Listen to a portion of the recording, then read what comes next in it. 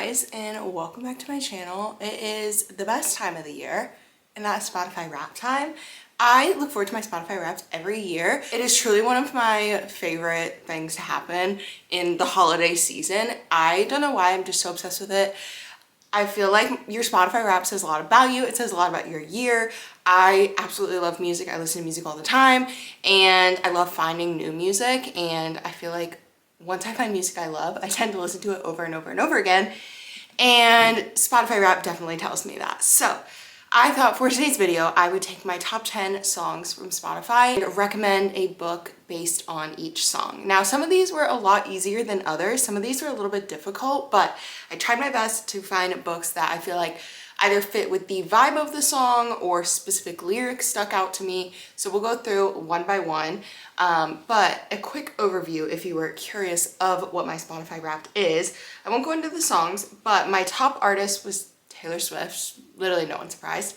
Number 2 artist was Sabrina Carpenter. Number 3, Megan Moroney. Number 4, Noah Kahan. And number 5, Renee Rapp. Without further ado, we're going to get into it. I'm going to start with my number 10 song and work my way up. And I'll give you guys the book recs and why I think they fit with that song. For my number 10 song, we have Love is Embarrassing by Olivia Rodrigo. This one was hard to find a book for because it's more of like a breakup song, and it's hard when it's a breakup song to find a book that relates to it because most of the time it would be a romance. But I did find one, and it is The Play by Elle Kennedy. It is a part of the Briar You series, and this doesn't remind me of the 2 main characters and their relationship, but it reminds me of Demi, who is the main girl, and her awful ex-boyfriend that she's with before her and Hunter get together. He is just like the worst, and he is like has so many red flags, and all of her friends can see it. Hunter sees it. Everyone's kind of like, girl, like you gotta break up this guy, and she does it obviously at first. And I feel like it definitely relates to the chorus, which is, because now it don't mean a thing, God love's just so embarrassing, just watch as I crucify myself for some weird second string loser who's not worth mentioning. My God, love is embarrassing as hell. Because once she breaks up with him, she realizes like all of these awful things that he was doing, and she like is thinking back and she's like, I can't believe I put up with that. Like, I can't believe I let him do that to me. So I feel like that part of that book really reminds me of Love is Embarrassing. Definitely not the romance though between the 2 main characters, because obviously this is more of a breakup song. So it doesn't relate to that, but it does relate to Demi, I feel like, and kind of her feelings about her first relationship. Number 9 song is So Long London by Taylor Swift. I'm honestly surprised this song isn't higher on the list because I feel like I listened to this song so much this year. When Tortured Poets Department came out, I feel like everyone immediately related this song to this book series. If you're in the book talk world, everyone was like, yeah, this is them. And of course, it is none other than the Magnolia Park series. Obviously, one, set in London, like the characters live in London, so that right off the bat just makes so much sense. Also, the back and forth relationship between Magnolia and BJ, I feel like so many of these lyrics relate to them, and I really just see them in this song. I'm gonna call out a few lyrics that I feel like if you've read the Magnolia Park series, and I don't want to say too much, but basically they're like a super toxic couple. They are constantly breaking up, getting back together, breaking up, getting back together. They're rich kids that live in London, and it's basically just about their lives, but it's so much more than that. It's such a deep emotional series, and I love the series so much. But so much of the toxicness in their relationship I feel like relates to this song. Pulled him in tighter each time he was drifting away. My spine split from carrying us up the hill. Wet through my clothes, weary bones caught the chill. I stopped trying to make him laugh, stopped trying to drill the safe. Thinking, how much sad did you think I had? Did you think I had in me? And I feel like, oh my God, like every time they would like break up or something would happen, and I feel like Magnolia would be like, how many more times can you keep doing this to me? Like, how many more times am I going to sit here and continue to put up with this? Oh, and you say I abandoned the ship, but I was going down with it. My white knuckle dying grip, holding tight to your quiet resentment. And my friend said it isn't right to be scared every day of a love affair. Every breath feels like rarest air when you're not sure if he wants to be there. Like, every part of the song, I feel like I could just read the entire lyrics, so I'm just gonna stop there. But Every part of this song I feel like relates so much to Magnolia and BJ. If you have not yet read this series, I desperately need you to. And listen to So Long London the whole time you read it because it's gonna hit even harder. Next up, my number 8 song is Exes by Tate McRae. And this was another one that was a little difficult because of course it is a breakup song and it's kind of, I don't know, it was a difficult one to find a book for, but I really feel like Brenna from this book would be blasting this song. Like this seems like a song that she would 1000% be listening to. She's known as like a bad girl, kind of. She's someone that does not care what other people think about her. She kind of like, all these guys are obsessed with her and want to be with her, and she literally is like, doesn't care. And another thing is she absolutely will not sleep with anyone from the opposing hockey team. Her dad is the hockey coach of the college that she goes to, and she's like, I will never be involved with anyone from the rival hockey team and all of that. And I just feel like the energy of Exes and just the energy of Tate McRae in general seems like an artist that Brenna would be obsessed with. And I feel like this verse in this song is like so her, because she's kind of like, you know, when breakups happen or whatever, she's like, whatever, like moves on. She doesn't even care. It's the second verse. It says, happens every time. I don't mean to be cold, but that's how I get. Me and all my pride. Trying to burn down every damn bridge anytime we can.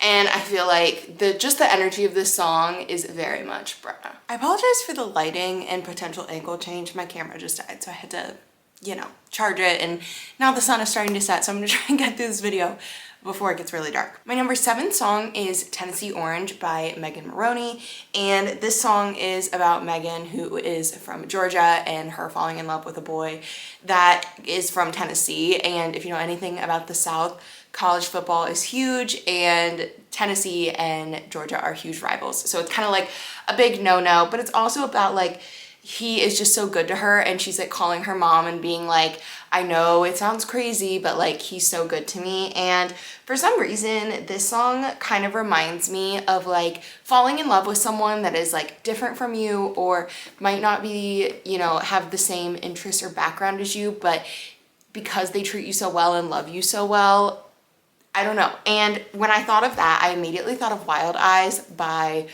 Elsie Silver, which I just now realized how funny that the cover of this book is orange. I didn't even realize that when I picked this book. This is about Skylar and Weston, and Skylar comes to Rose Hill to record her album. She grew up rich. She grew up with parents that kind of gave her everything. She had nannies. She never really had to do anything for herself. And she comes to Rose Hill and she's living with Weston on this farm, and she's never experienced that. She's never lived like that before, but she's willing to try it, and she puts herself out there, and Weston is just so good to her and just loves her so well. And I feel like this book just reminds me so much of Tennessee Orange and just the vibe of the song.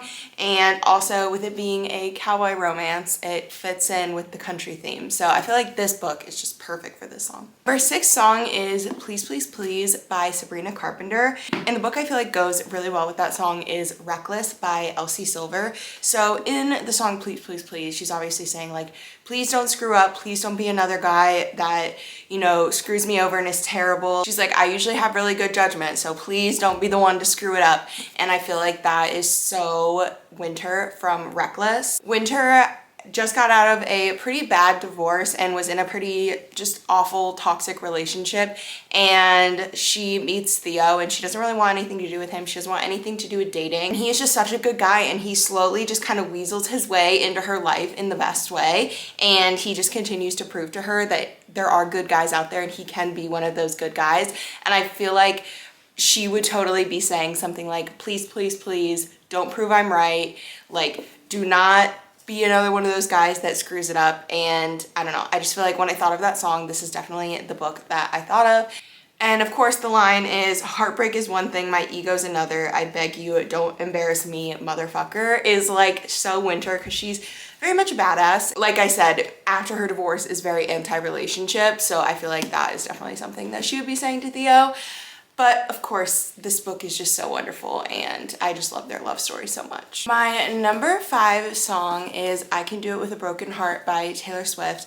And this one was kind of hard for me to find a book because I felt like it could kind of be related to a lot of different books, but the one that I really felt like fit in very well is Daisy Jones and the Six. Daisy goes through so much in this book, and she goes through so much heartbreak, and not always just by love, but just by life. And she has a very tough life, and she goes through a lot of things, but she continues to go out there and perform, and she chases her dreams. And you know, she definitely has some struggles along the way, but I feel like, especially because this book is them older looking back on their time in the band, she looks at it with such a fondness and looks at it with such joy, and it's like, that was such an incredible time in my life. And I Can Do It With a Broken Heart, Taylor wrote about her breakup and then being on tour and having to go on the Eras tour, even though she'd just broken up with her boyfriend of like 6-7 years.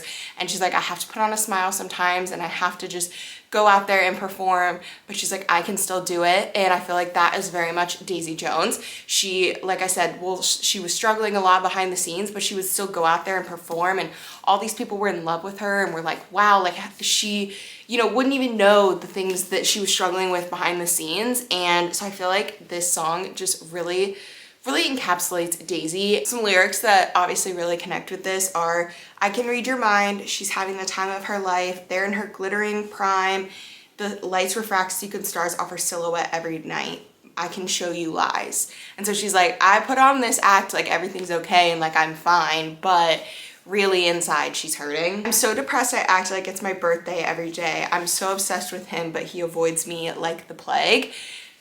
If you've read this book, you know. Like, you know. My number 4 song is But Daddy I Love Him, and this definitely reminds me of Daisy and Reich from Hot House Flower, and then also their second book, Long Way Down. Daisy is 7 years younger than Reich, and they kind of grew up around each other. He, you know, never did anything because she was so young and she wasn't of age, but she always kind of had these feelings for him. And then now she's 18 and something happens, and he's the first person she calls, and everyone in her life is kind of like, girl, you can't be with him, like he's 7 years older than you, like this isn't appropriate, or whatever it may be. And I feel like Daisy definitely is sitting there screaming, but daddy, I love him. I feel like this song is just so Daisy and Reich. And Daisy's very much wild child, has this crazy energy, and she's not really like her sisters. And I feel like a lot of the lyrics in this song really capture that. I just learned these people only raise you to cage you. Sarah's and Hannah's in their Sunday best, clutching their pearls, sighing, what a mess. I just learned these people try and save you because they hate you. And now I'm running with my dress unbuttoned, screaming, but daddy, I love him. I'm having his baby. No, I'm not, but you should see your faces. I'm telling him to floor it through the fences. No, I'm not coming to my senses. I know he's crazy, but he's the one I want. And I feel like, if you've read the book and you know about Daisy and Reich's relationship and the way that they are with each other and how they just love each other so deeply and care for each other so much and don't listen to the outside people and just care about their relationship, I feel like it just really makes so much sense that this song would go with that. My number 3 song is Pretty Girls by Renee Rapp, which I'm going to preface this by saying, if you have not read this book, skip this part because I'm gonna have to give a little bit of spoilers, but like not a ton, but just like a little bit of spoilers for this. And the book that I'm talking about is The 7 Husbands of Evelyn Hugo.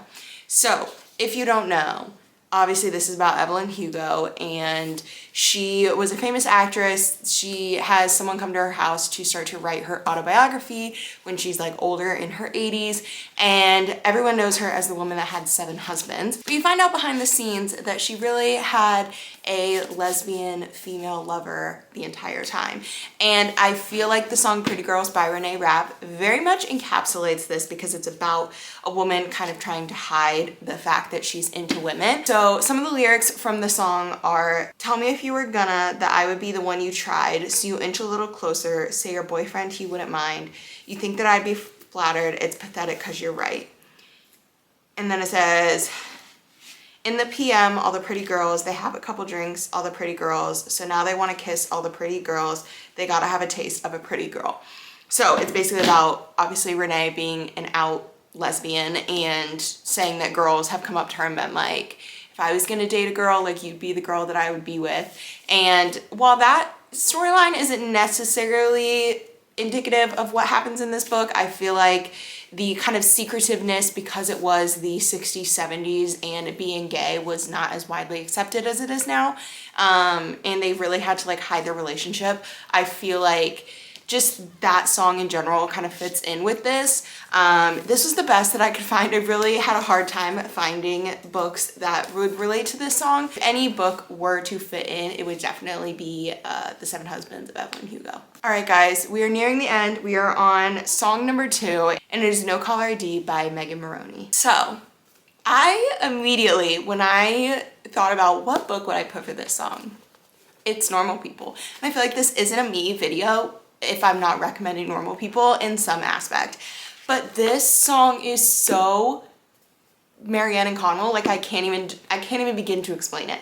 So No Caller ID, some of the lyrics, if you have not heard the song, basically this is about her saying like she's getting better, she's finally in a new relationship with a new guy, and then it says, in the middle of the night and my phone starts ringing, here you come again and there you go, no coincidence, you always know, when I'm moving on, you move back in, with a half-assed sorry how you've been. How do you do it? Do you just hate losing? Here you come again. Who could it be? It's 3 a.m. No caller ID. And that is so Marianne and Connell, especially with the like back and forth relationships of them, and then they'll go months without speaking and then all of a sudden they come back into each other's lives. I'm thinking of the moment when Connell calls her literally in the middle of the night being like, Marianne, I need you, like I miss you, and like, come on, like I feel like Megan Moroney read the book and then wrote this song, because how could you not relate the two? I don't need to see your name. Who else would drunk call me this late? Surprise, surprise, you haven't changed. I'm sure you're sure I'll pick up, and I shouldn't want to, but I do. You know me too well, damn you. Why do I want to? I shouldn't want to. And I feel like that's Marianne's feelings every time Connell comes back into her life, is she's like, I know that I shouldn't, but I can't deny these feelings that she still has for him. And I just love this book. I love this song. Please read the book and listen to the song if you haven't already done that. And my number 1 song of the year, which I was very surprised by, because I know I listened to this song a lot, but I feel like I didn't listen to it as much as Spotify said I did, but it was Espresso by Sabrina Carpenter. It was the number 1 streamed song on both Spotify and Apple Music this year, so I guess it makes sense, but I feel like I didn't listen to it that much, but I guess I did.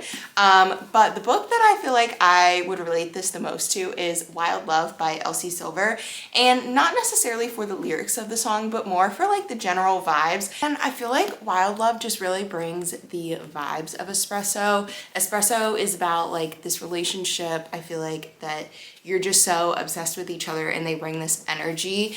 I feel like that's what Espresso is talking about. At least that's like my interpretation, is it's like this energy and this, like, you just have such good chemistry, and I don't know, like they just bring a new light to you. And I feel like that is definitely Ford and Rosie. Also, like Ford has been obsessed with her and has been so in love with her for so long, and finally like they get together and it's just like this refreshing relationship. Like when I remember reading this book and I was like, their relationship is just refreshing. Like they both care for each other so deeply, and of course Elsie Silver just is so good at writing romance. Her words and her quotes are just so amazing, and I feel like, yeah, they just bring this energy to a relationship that I feel like the vibes of Espresso bring. That is all for this video. Thank you guys so much for watching. I hope you enjoyed this concept. I thought of it and then I checked and I'm like, this isn't the first time someone has done it before, but I haven't seen a lot of videos like this. And I thought it was a really fun idea. So